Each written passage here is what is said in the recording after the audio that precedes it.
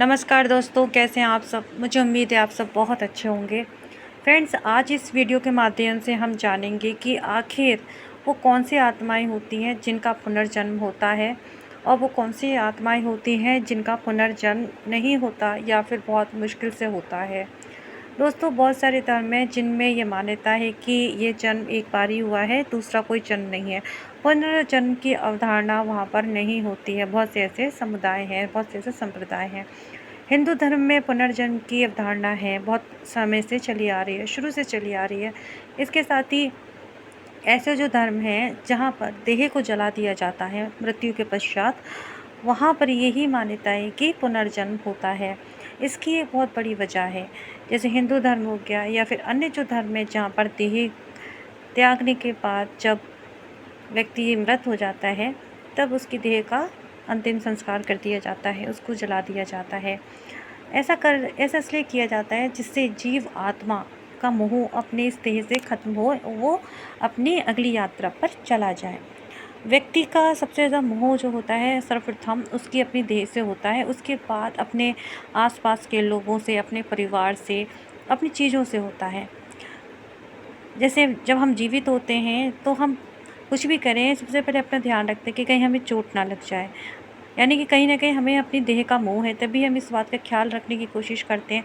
हम जो भी काम कर रहे हैं, हमें कहीं चोट ना लग जाए, कहीं हमें नुकसान ना हो जाए हमारे शरीर को। तो ये हमारे शरीर के प्रति हमारा मोह को दिखाता है। सोचिए, जब जीव आत्मा देह को त्यागती है तो कैसे इस चीज़ को मान लें कि उसने इस देह को त्याग दिया है जिसके साथ उसने जीवन के इतने साल बिताए, इतने अच्छे बुरे वक्त को उसने देखा है। तो जीवात्मा का मोह सबसे अधिक अपने शरीर से होता है, लेकिन जब वो देह का त्याग कर देती है, एक्सेप्ट नहीं कर पाती कि उसने इस देह का त्याग कर दिया, लेकिन जो उसके आसपास के लोग होते हैं, उसके परिवार के लोग होते हैं, उनके द्वारा जीवात्मा के शरीर का अंतिम संस्कार कर दिया जाता है, उसको जला दिया जाता है। उससे जुड़ी हुई समस्त चीज़ों को भी या तो नष्ट कर दिया जाता है या फिर दान कर दिया जाता है, जिससे उस आत्मा का मोह अपने शरीर से और उससे जुड़ी हुई चीज़ों से खत्म हो और वो अपनी अगली यात्रा पर चली जाए। ऐसी जीवात्माएं जो होती हैं उनका अधिकतर पुनर्जन्म होता है।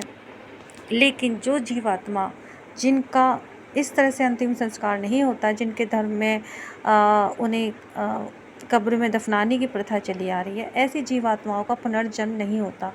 इसका मुख्य कारण यह है कि एक तो उनका अपने शरीर के प्रति मोह, जैसे कि मैंने बताया कि जीवात्मा का सबसे ज़्यादा मोह उनके अपने शरीर से होता है और उस शरीर को आपने दफना दिया। इसके साथ ही जाने अनजाने बहुत सारे मंत्र, बहुत सारी पद्धतियाँ होती हैं, वो कर दी जाती हैं, जिससे जो आत्मा होती है वो उस कब्र में या तो फंस जाती है या फिर उस हेलो उठा लो, तो वो जीवात्मा है उसमें फंस जाती है।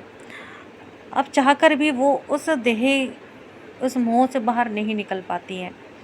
जब तक कब्र में उनका शरीर पड़ा हुआ है, जब तक कि पूरी तरह सड़ गल नहीं गया, हड्डियां तक उसकी जो है मिट्टी में नहीं मिल गई, तब तक वो जीवात्मा या तो उस कब्र में रहेगी या फिर उसके आसपास ही रहेगी, उसका पुनर्जन्म नहीं होगा। ऐसी मान्यता है कि स्वर्ग मिल जाता है, पर ऐसी आत्माओं को स्वर्ग भी नहीं मिल सकता, क्योंकि उनका मोह है अपने शरीर से। जब तक उनका मोह अपने शरीर से है, वो अगली यात्रा पर जा ही नहीं सकती। लेकिन जो पवित्र आत्माएं हैं वो जान गई कि अब मेरा कुछ नहीं है, जो मैंने कर्म करने थे अपने शरीर के माध्यम से कर लिए। तो जिनका मोह ख़त्म हो गया, यानी कि लाखों में किसी एक दो आत्माओं का मोह ख़त्म हुआ, तो वो आगे की यात्रा पर चली जाती हैं। लेकिन अधिकतर आत्माएं नहीं जा पाती जब तक कि उनका शरीर पूरी तरह नष्ट नहीं हो जाता। अब शरीर नष्ट होने का जो है समय एक अलग अलग होता है। ठंडी जगहों पर देर से शरीर ख़राब होता है, गर्म जगहों पर जल्दी ख़राब हो जाता है। इसके साथ साथ हड्डियाँ तक जो गलने का वो होता है, वो भी सब अलग अलग स्थानों के हिसाब से होता है। अगर आपकी हड्डियाँ भी बची हुई हैं तब भी आत्मा का भी मोह उस शरीर से है। जब तक उसका कंकाल है तब तक उसका मोह उस शरीर से है। तो ऐसी आत्माएं जो है बहुत समय तक वहीं पर रहती हैं जहाँ पर उनका शरीर, जहाँ उनका कंकाल है।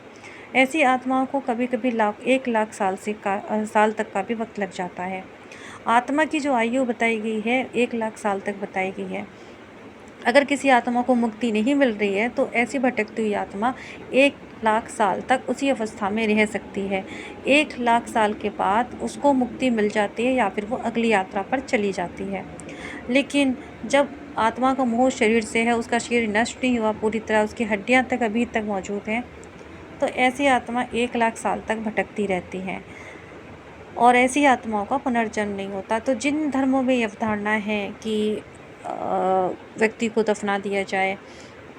अच्छा, यहाँ पे एक चीज़ और है कि व्यक्ति को दफना दिया जाता है तो वहाँ पर उनके परिजन कई बार उनकी कब्रों पर आते हैं, फूल चढ़ाते हैं, उनसे मिलने आते हैं, बहुत से तो बातें करने भी आते हैं। ये चीज़ भी जो जीवात्मा को उसके शरीर से जोड़े रखती है, उसके मोह से जोड़े रखती है, उसके परिवार के प्रति उसका जो मोह है उससे उसको बांध के रखती है। व्यक्ति जब तक मोह में है तब तो वो जा ही नहीं सकता वहाँ से। वो आसपास वहीं मंडराता रहता है, अपनी कब्र के आसपास मंडराता रहता है या फिर अपने परिवारजनों के आसपास मंडराता रहता है, वो अगली यात्रा पर जा ही नहीं पाता। तो ऐसी जो आत्माएं होती हैं, ऐसी जो जीवात्माएं होती हैं, उन्हें मुक्ति नहीं मिलती और ना ही उनका पुनर्जन्म होता है। लेकिन जहाँ पर इनको जला दिया गया, इनकी अस्थियों को विसर्जित कर दिया गया, इनसे जुड़ी हुई हर याद को जो है नष्ट कर दिया गया, तो ऐसी जीवात्माएं जो होती हैं उनको मुक्ति मिलने की गुंजाइश बहुत ज़्यादा होती है। पर हमेशा ऐसा हो ऐसा ज़रूरी नहीं है। कई बार कुछ एक कारण होते हैं, जैसे समय से पहले किसी वजह से उन्होंने शरीर त्याग दिया हो, उनकी हत्या कर दी हो या फिर किसी बीमारी की वजह से वो इस देह को छोड़ गए हों, लेकिन समय नहीं आया था, या फिर उनका बहुत स्ट्रॉन्ग जो है अपनी फैमिली या जानने वालों के साथ इमोशनल कनेक्शन है और वो उससे बाहर नहीं आ पा रहे हैं। तो ऐसी जीवात्माएं, चाहे आपने उनका देह जला दिया हो या किसी भी तरह से उनकी यादों को अपने जीवन से निकाल दिया हो, ऐसी आत्माएं जो है जीवित रहती हैं, अर्थात तो अपने पुराना जो जन्म होता है उसके मोह से बाहर नहीं निकल पाती। वो अपने आप को खुद को उसी अवस्था में महसूस करती हैं, महसूस करवाने की कोशिश करती हैं, दिखाने की कोशिश करती हैं कि वो अभी जीवित हैं। वो एक्सेप्ट नहीं कर पाती कि उनका देह नष्ट हो चुका है, अब उनके जो कर्म थे वो ख़त्म हो गए हैं जो इस देह से जुड़े हुए थे। तो ऐसी आत्माएं रहती हैं प्रेत बनकर या भूत बनकर, पिशाच बनकर, जो इस तरह की निम्न योनियाँ होती हैं उस योनि में जाकर वो रहती हैं। लेकिन जो एक्सेप्ट कर लेती हैं कि हाँ, मेरा अब कर्म ख़त्म हो गया, उस शरीर से अब कोई मोह नहीं है, लोग मुझे भूल चुके हैं, मूव ऑन कर चुके हैं, अपनी लाइफ में खुश हैं, तो फिर वो भी धीरे धीरे उन लोगों से डिटैच होने लगती हैं और करीब 1 साल बाद वो दूसरी यात्रा पर निकल जाती हैं। हालांकि 1 साल तक जीवात्मा वहाँ पर रहती है, देह को जला दिया आपने, देह को, उनसे जुड़ी सामग्री को नष्ट कर दिया, दान कर दिया, जो भी है, तो फिर भी वो 1 साल तक वहीं रहती हैं। 1 साल के बाद जब वो देख लेती हैं लोग डिटैच हो गए हैं, अपने जीवन में आगे बढ़ गए हैं या धीरे धीरे आगे बढ़ रहे हैं, उन्हें मेरी ज़रूरत नहीं, तो फिर वो भी चली जाती हैं। लेकिन जहाँ पर आपने दफना दिया, उनसे मिलने जा रहे हैं, कब्र पे बातें करने जा रहे हैं, फूल अर्पित कर रहे हैं, उनसे कांटेक्ट करने की कोशिश कर रहे हैं, उनसे बात करने की कोशिश कर रहे हैं, तो ऐसी जीवात्मा वहीं पर रहती हैं और अगर वो उनका शरीर नष्ट नहीं हुआ पूरी तरह से तो 1 लाख साल तक का वक्त लग जाता है वहाँ पे रहने का। उसी अवस्था में वो जीवात्मा 1 लाख साल तक वहाँ रह सकती है, उसके बाद ही वो अगली यात्रा पर जाएगी। तो हो सके अगर आपके परिजनों का ऐसा हुआ है तो आप उन्हें कष्ट ना दें, क्योंकि वो जो योनि होती है बहुत कष्टदायक होती है। अगली यात्रा पर जीवात्मा चली जाती है तो वहाँ उसको शरीर मिल जाता है, या फिर स्वर्ग नर्क में अगर मिल गई, वहाँ भी किसी तरह से उनके हिसाब से चीज़ें हो जाती हैं। लेकिन इस भौतिक शरीर, इस भौतिक दुनिया में अगर कोई जीवात्मा है, उसका शरीर नहीं है, तो वो बहुत ही कष्टदायक प्रक्रिया होती है। तो अपनों को इस कष्ट में ना पड़ने दें। हो सके अगर आपका प्रियजन कोई इस देह को त्याग गया है तो उनसे डिटैच होने की कोशिश करें, अपनी लाइफ में आगे बढ़ने की कोशिश करें। आप उनसे लगाव रखते हैं तो ये लगाव उनको आगे जाके कष्ट ही देता है। आप इस लगाव से अपने आप को दूर करने की कोशिश करें। और साथ ही पुनर्जन्म की जो हमने बात की, पुनर्जन्म उन्हीं आत्मा का होता है जो अपने पुराने जन्म से डिटैच हो चुकी हैं। चाहे आप किसी भी धर्म के हैं, लेकिन अगर जीवात्मा आपसे डिटैच हो गई है, आप उनसे डिटैच हो गए हैं, तो बहुत हद तक गुंजाइश है कि वो जीवात्मा पुनर्जन्म लेगी, क्योंकि आत्मा जो होती है वो जन्म लेती रहती है, शरीर जन्म नहीं लेता है।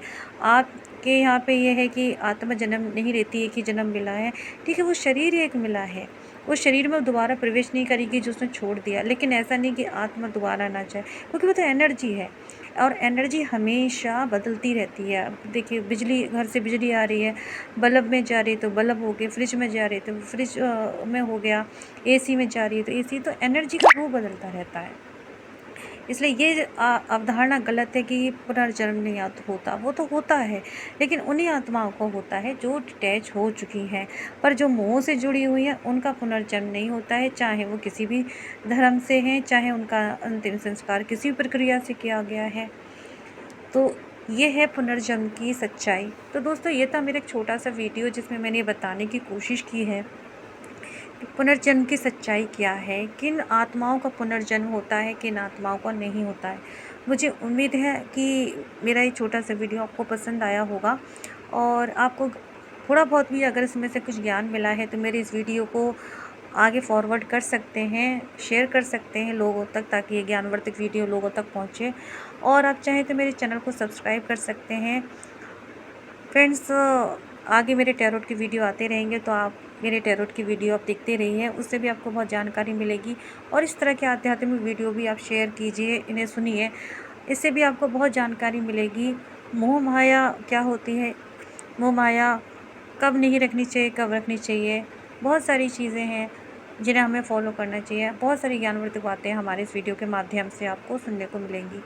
तो मुझे उम्मीद है आपको वीडियो पसंद आया होगा। वीडियो को पसंद है प्लीज़ लाइक शेयर ज़रूर कीजिए। Thank you so much, God bless you. Reading के लिए आप मुझे कांटेक्ट कर सकते हैं, नंबर मेरे वीडियोस में आते रहते हैं टैरोट के, तो वहाँ से आप पर्सनल रीडिंग के लिए मुझे कांटेक्ट कर सकते हैं। अगर आप करवाना चाहते हैं तो, हीलिंग चाहते हैं, रेकी हीलिंग चाहते हैं, एंजल हीलिंग चाहते हैं, तो उसके लिए भी कांटेक्ट कर सकते हैं। लॉ ऑफ अट्रैक्शन चाहते हैं, लॉ ऑफ अट्रैक्शन की टेक्निक्स चाहते हैं पूछना आपके लिए कौन सी ठीक रहेगी, तो उसके लिए भी आप मुझे कांटेक्ट कर सकते हैं। हवन पूजा इत्यादि के लिए, ब्लैक मैजिक दूर करने के लिए भी आप मुझे कांटेक्ट कर सकते हैं दिए गए नंबर पे मैसेज करके, जो आपको मेरे टैरोट की वीडियो पे मिल जाएगा। Thank you so much, God bless you.